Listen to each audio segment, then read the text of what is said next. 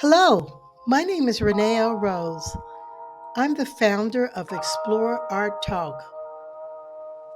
With Explore Art, our featured guests, we have meaningful conversations celebrating artistic and cultural diversity that makes our world extraordinary. So sit back, relax, and check out our content. Thank you for joining us today. Hello. Well, how do you do, Bob? Hi, Renee. How are you? Can you hear me all right? Yeah, I can hear you perfectly. Good. Great. I, Yeah, I've got a mic I am sorted and everything. so excited about interviewing you since you have been interviewing everyone else. How does it feel to be interviewed? Very strange. Yeah. Oh, yes. I'm not used to answering the questions. Oh, yes. So Um, let, oh, let me, I'm just going to sort this light out. Is it a bit, it's perfect. that's a bit better, isn't it? Yeah, Yeah. that's perfect. It's just getting dark. It's just starting to get dark here, so the light will change a bit. Oh, yeah. It's Yeah. like you were actually it's like 10 o'clock in the morning here.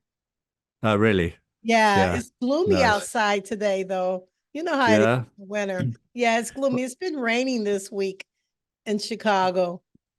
Well, it's absolutely beautiful day here. It's cold, but it's really lovely. And my cat's just walked in the room. I hope he behaves himself. Oh, I love cats. Oh, he's just going out again. So why don't you start off by telling me about how you got into, interviewing artists and starting your podcast? Well, I left the BBC. I'm a broadcast journalist by training, and Wow. I thought, what do I want to do? And I thought, well, the thing I enjoy most is going to art exhibitions. I thought, so I started to go to some, and then the old journalist in me rose up, and I thought, well, why aren't I writing about this?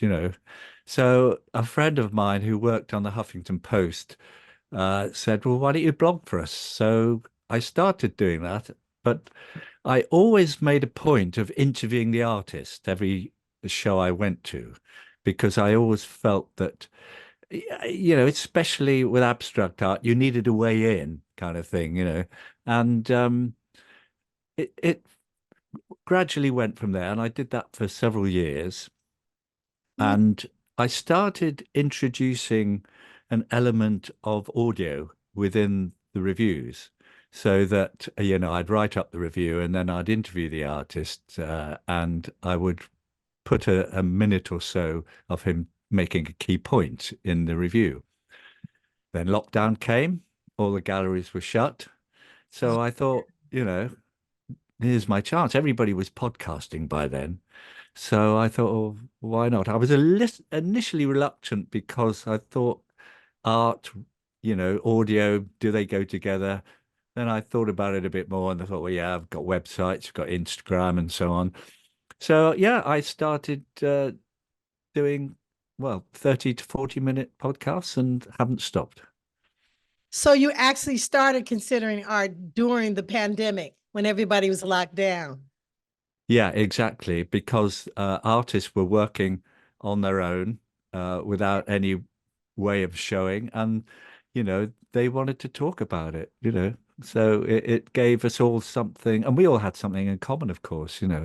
Having lockdown and what was it like? How was it affecting you? How was it affecting your life generally? And all these stories were interesting as well as the art.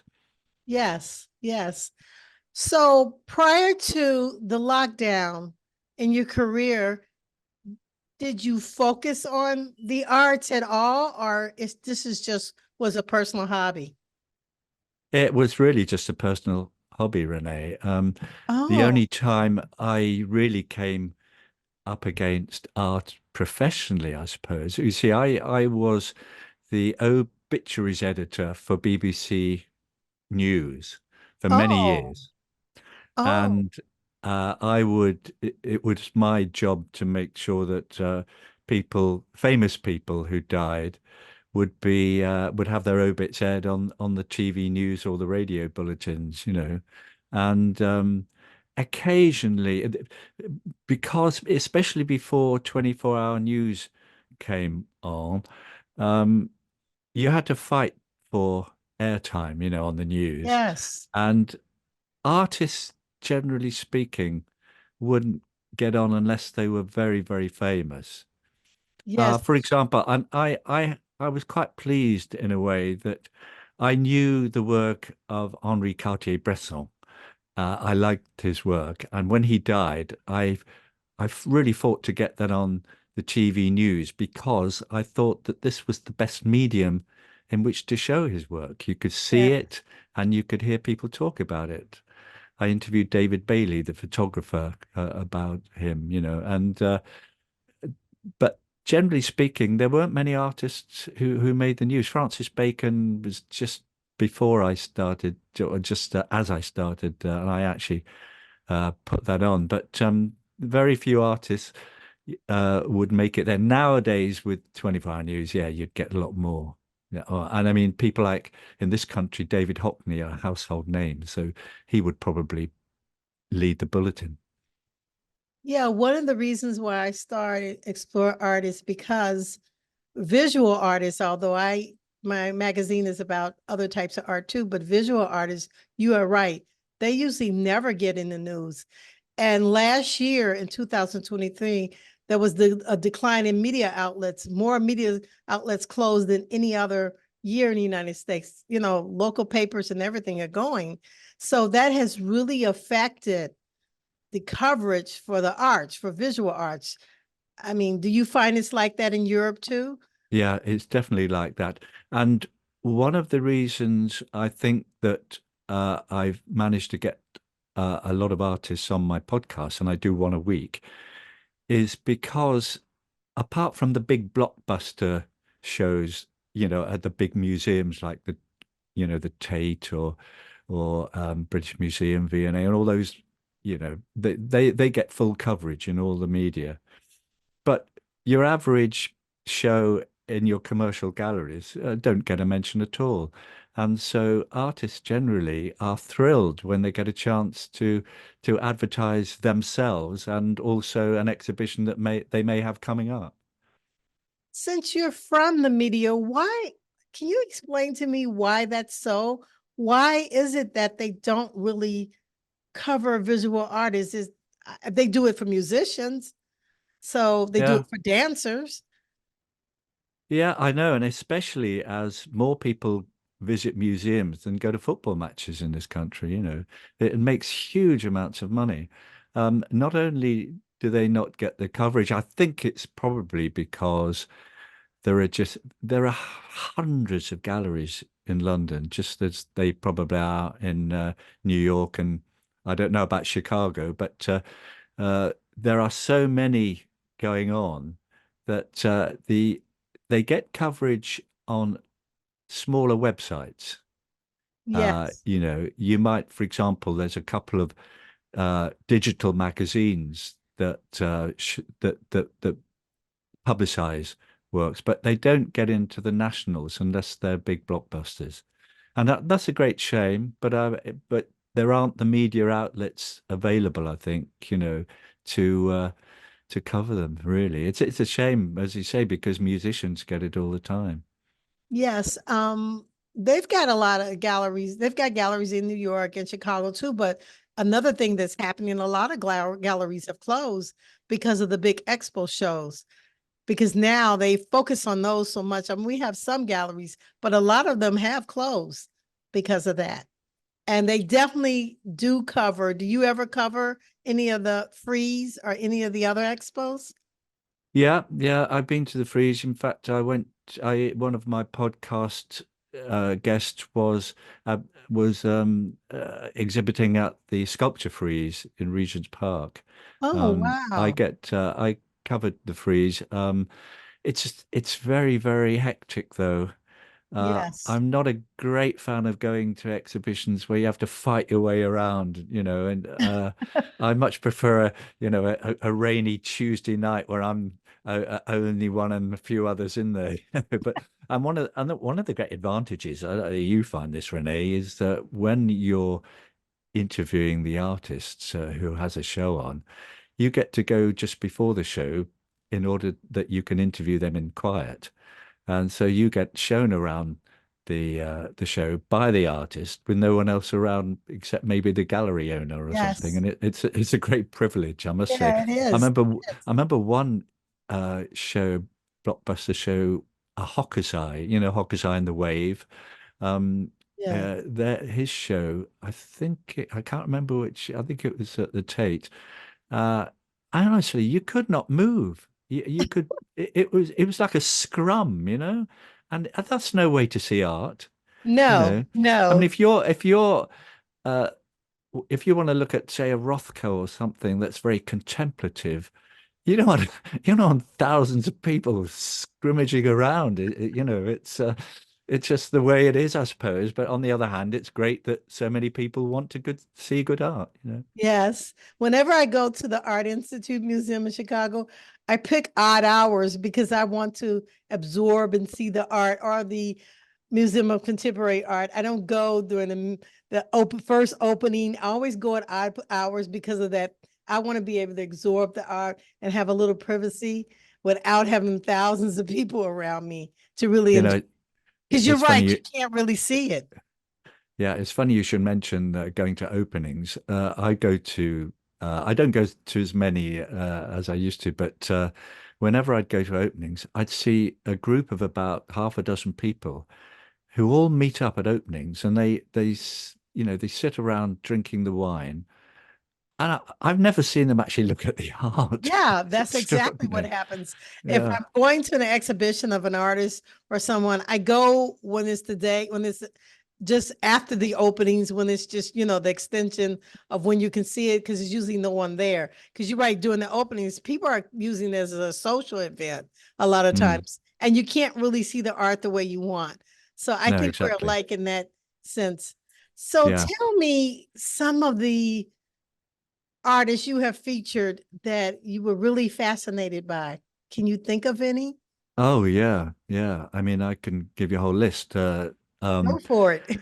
Well, one of the things I've learned about doing obituaries, one of the things I loved about obituaries, people say, "Oh, isn't it morbid? Doing about people dying?" But actually, you're talking about their lives, Yes, and yes, you're talking about people who've had very interesting lives.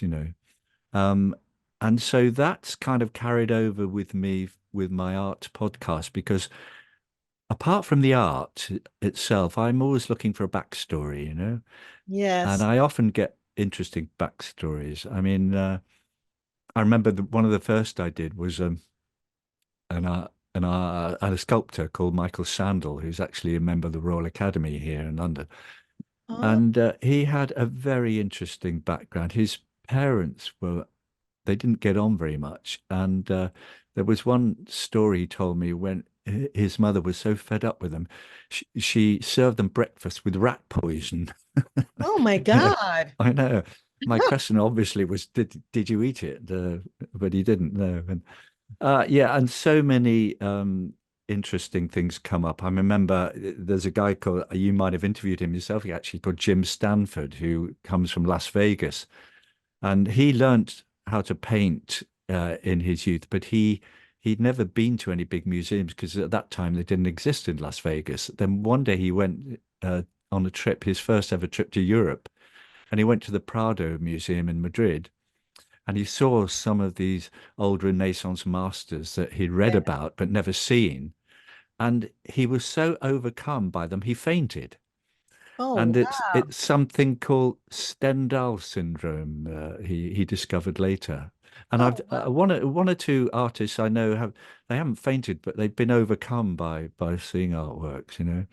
Um, my favorite one I think was a young artist called Marcus Dove, who's an explosive artist. He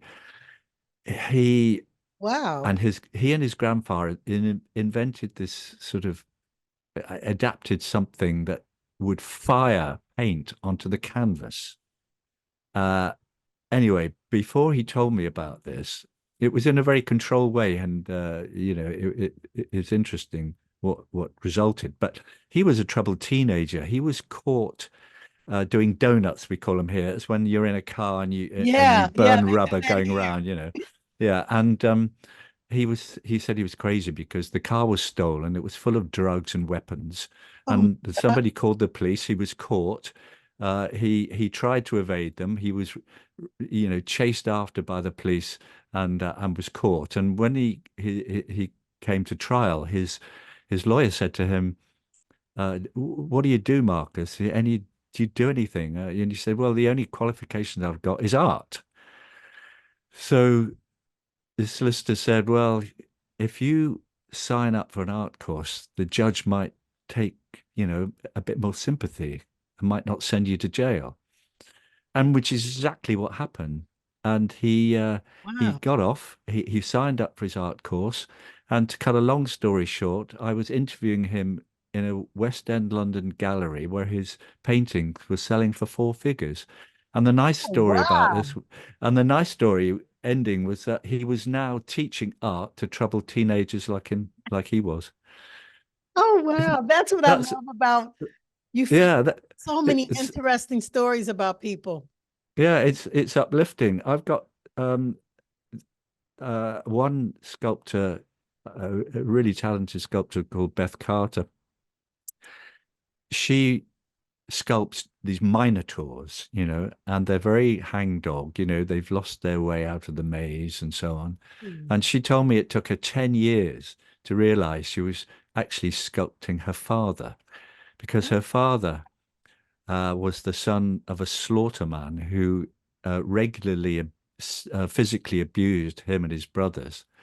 And this resulted later in his life with great depressions, or periods of depression.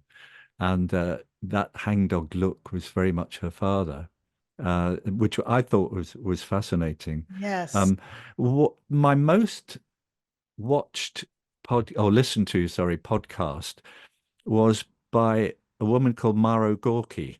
Now, Maro Gorky was the daughter of Ashkil Gorky, who was one of the founders, if you like, of abstract expressionism in New Oh, York. wow. She told me, very interesting, that her father decided to experiment with her by not sending her to school, but only teaching her to paint. And he enlisted the help of some of his buddies, like Andre Breton.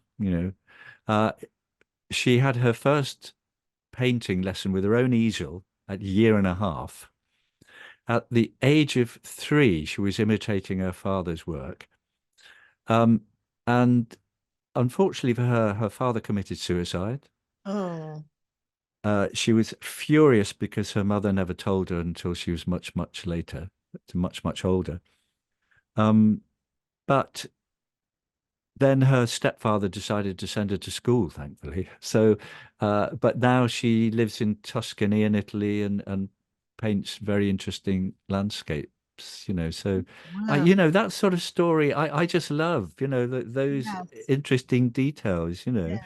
Another landscape artist called Henrietta Hoyer Miller, she acquired the studio of her eccentric great aunt who was a bit of a she didn't like authority very much, and she was I think she was protesting against something about the council, and the police came and she wasn't paying her parking fines, that's right, on principle or something, and a young policeman was sent to her, and when he tried to manhandle her to put her in the police car, she bit him. Oh, wow.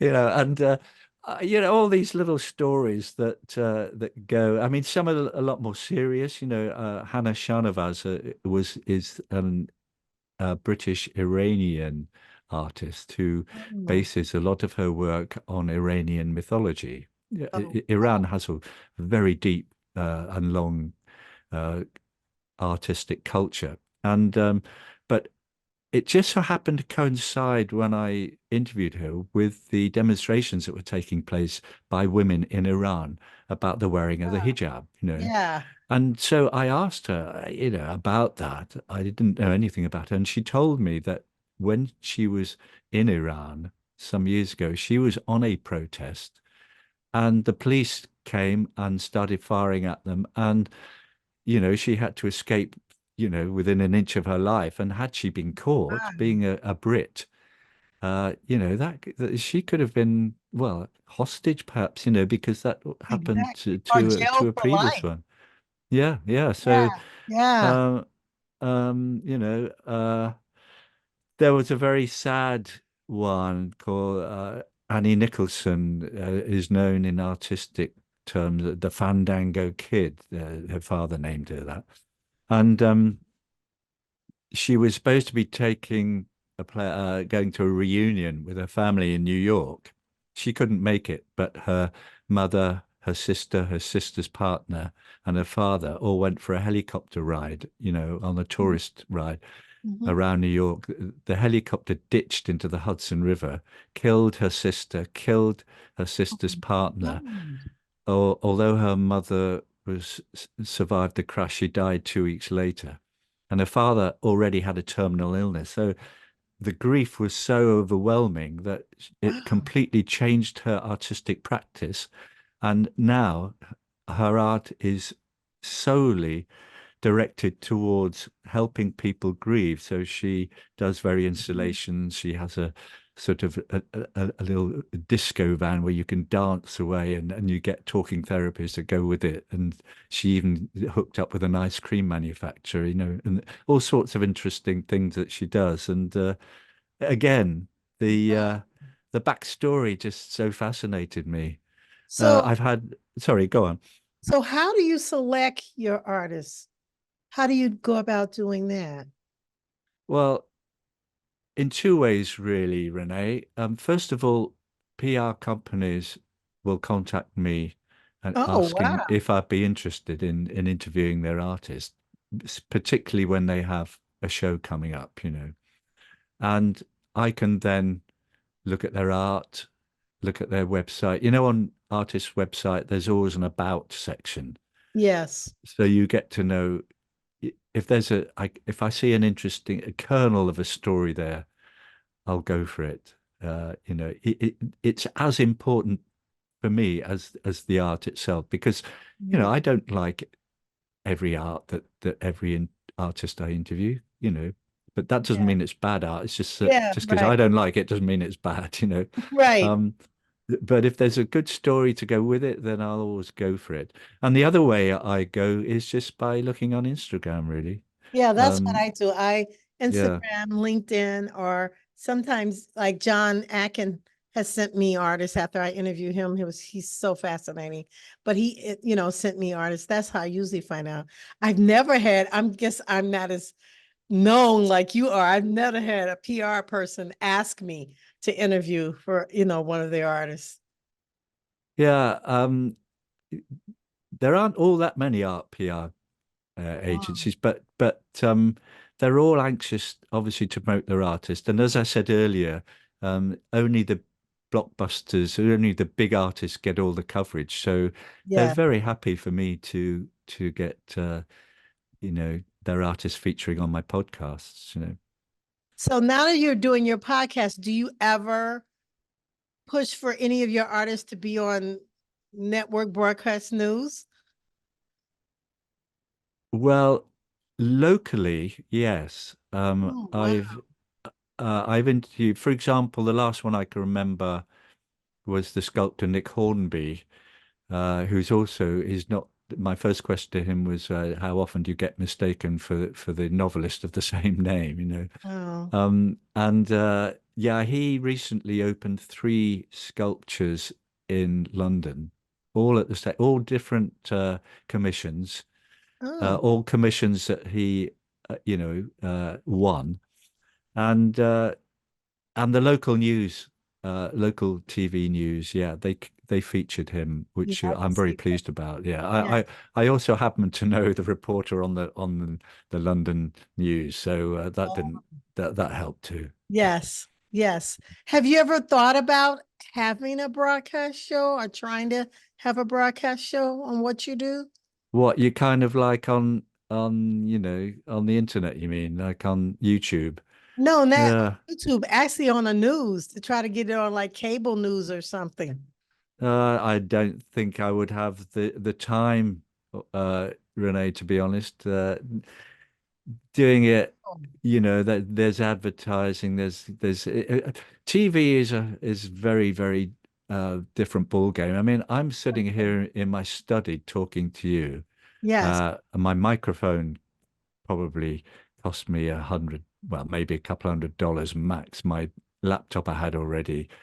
It costs nothing to do a podcast. yes, yes. Um, I always prefer to interview my artists face to face if they're in London, Okay. which is, I live just outside London, and it's not too far away. But anywhere else in the country or in any other country, then I will obviously use uh, Zoom. And I've interviewed a fair few people from other countries now as well. Yes, yes, yes. I do have a YouTube channel. Even though I do put all the videos I do embedded in actually the magazine, but I do have a YouTube channel. You should have one, or is your audio on Spotify or Yes, yeah, it it's on is? Oh, Spotify, oh, good. Apple, Oh, and good. Google. Yeah, Yeah, yeah. I selected 10 of the artists that I want to include in the magazine. That I was just listening to so many of your podcasts. You are really good at this. You're Oh, really thank you. good at bringing out the artists and getting them to really, they're comfortable with talking to you and really talking about their life. And I think that's just so awesome and so wonderful. Yeah, I think that I found that artists actually do like talking about their art. Uh, One artist once told me, I think this is true, is that it makes them slightly pause to think about the work that they do and why they do it, and their place in the world, I suppose. Yeah. And having to do a half-hour interview with me, just they're gonna you know, collect their thoughts a bit, and think about Yes. the direction they're headed in. And And I I think think that it they like helps doing their that. audience too. It really does because people tell me they love to find out why artists do what they do, why they chose to, do the particular style that they do. I think it really helps a lot. I And people think it enjoy it. enhances their work enormously. Exactly. But Exactly. I think particularly with abstract artists, sometimes you need a way in, and if you Yes. once you've got that way in, then your mind can interpret whatever it is that you want from their work. But if you can get that way in, excuse me, um, then I think that really helps. Yeah. And installation artists too. It helps Mm. them. And sculptures. Sometimes the sculptures can be just beautiful without, but it's interesting to find out what their interpretation of the sculpture is as opposed to what you're thinking. You know what I'm saying? Because Yeah, sometimes I'm surprised. and I think that is why probably most artists I interview build in ambiguity into their works Yes, simply because they have an idea of what they want.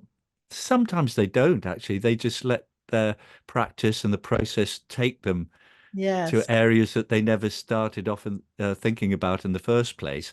And then the rest, if it's ambiguous, then people will then form their own interpretations. yes, And I think sometimes one forgets that the viewer is the final piece of the jigsaw, really.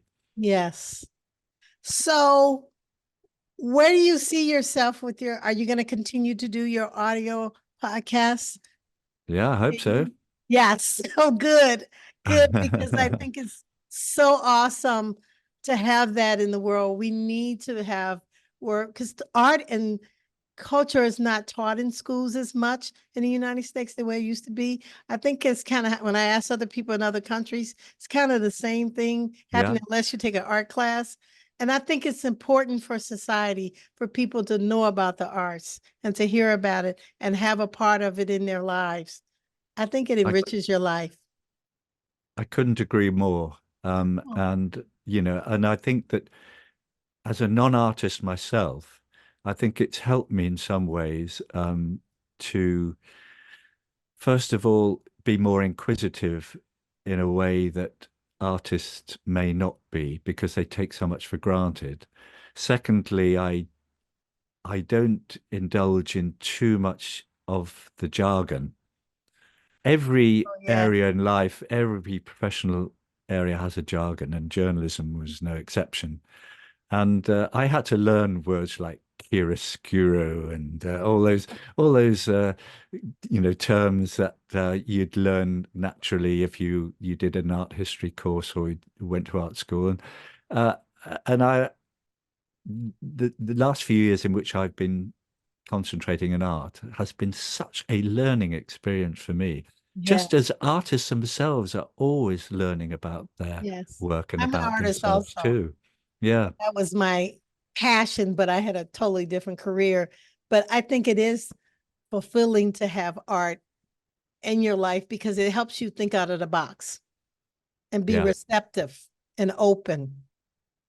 And it drags you out of the misery that the world is in at the moment. Yes, yes, that's another reason why I do this because I really do feel art is a way and a path to bring more love and peace in the world and to get people to be more accepting about other cultures and people that are different, not like you, and get you to open up more. Yeah, we do have enough chaos. So we're spreading love, Bob, in the world. Oh, good, good. Well, if you're anything like the artists I've interviewed, one thing you will be is driven and Yes, obsessive. yes, It yes. goes with the territory, doesn't it, Renee? Yes, it does. It is. I is. When I get locked into something, I just have to do it. I've been like that all my life. Ever since I was younger, I've always done a multitude of things, but I really consider myself an explorer. And art lets me explore into areas that I can go anywhere and see anything and just be open to anything. That's what it does Mm. for me. Yeah, yeah. And there's such diversity too, I mean, Yes.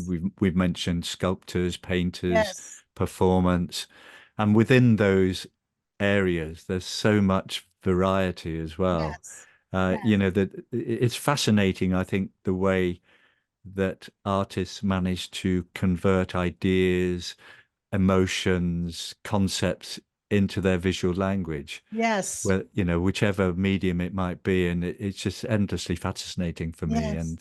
And I also do uh, musicians.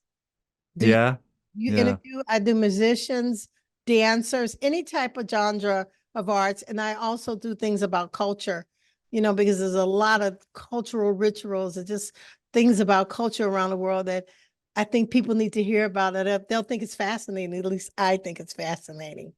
You should do more about other types of arts too, because I think it would be great. You're such a great interviewer. well, yeah.